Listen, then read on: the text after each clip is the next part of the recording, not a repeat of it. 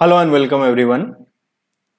अभी जो मैं आपको बताऊंगा वो है कि किन किन केसेस में आपको रजिस्ट्रेशन लेने की जरूरत नहीं है अगर आपका टर्नओवर क्रॉस भी कर जाता है।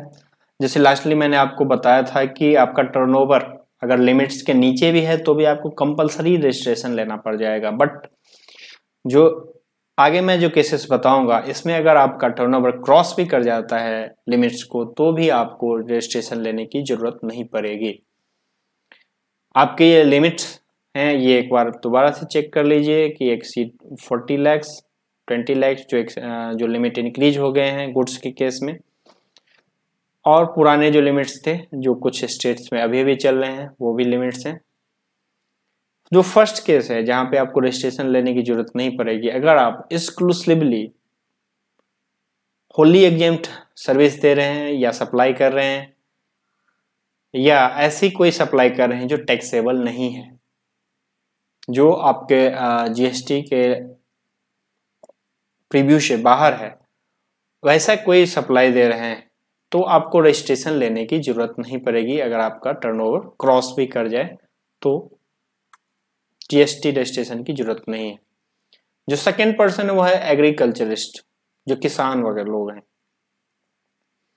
इसमें आपको एक्सक्लूसिवली अगर आप प्रोडक्शन कर रहे हैं, supply produce out of cultivation of land, आप जमीन पे उगा रहे हैं तभी आपको इसका बेनिफिट मिलेगा। बट अगर उसके बाद जो भी लोग होते हैं, जैसे किसान धान उगाता है और धान की कटाई के बाद उसको फैक्ट्री में चली जाती है और वहां पे वो पहले तो उसमें से धान उसमें से निकाला जाता है और फिर धान को चावल बनाया जाता है।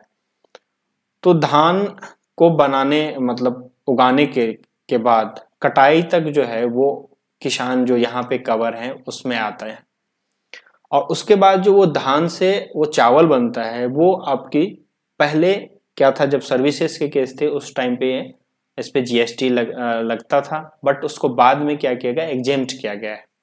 तो वो by law by default law में वो एग्जेम्प्ट नहीं था, उसे बाद में एग्जेम्प्ट किया गया। जो धान से जो चावल का प्रोसेस होता है उसको, और उसके बाद चावल का पॉलिशिंग वगैरह जो भी होता है वो जो भी कंपनी लोग करते हैं उसके लिए लिमिट्स जो है वो एप्लीकेबल हो जाती है और उनको रजिस्ट्रेशन लेना पड़ जाता है। जो पैकिंग होता है आपका इंडिया गेट चावल या बासमती राइस की पैकिंग होती है, वो सब जो भी कंपनी है उन लोगों के लिए जीएसटी एप्लीकेबल होता है।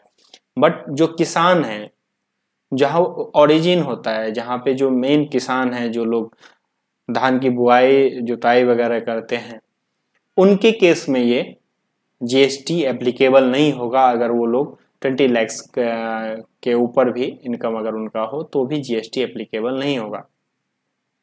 यहाँ पे एग्रीकल्चरिस्ट का मीनिंग दिया गया है, individual HUF family who undertake the cultivation of land by own labour, by labour of family, by servants.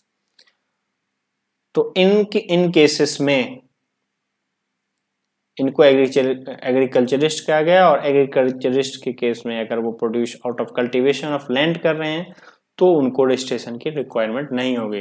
जो थर्ड पर्सन है वो कौन है, रिवर्स चार्ज सप्लायर। सिर्फ और सिर्फ जो रिवर्स चार्ज सप्लाई करते हैं, अगर वो उनकी टर्नओवर क्रॉस भी कर जाती है तो उनको रजिस्ट्रेशन लेने की जरूरत नहीं पड़ेगी।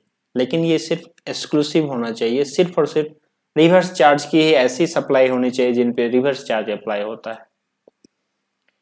तो ये 3 केसेस थे जिसमें आपको रजिस्ट्रेशन नहीं लेना पड़ेगा।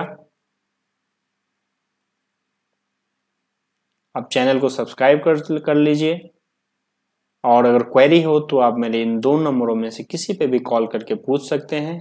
Thank you.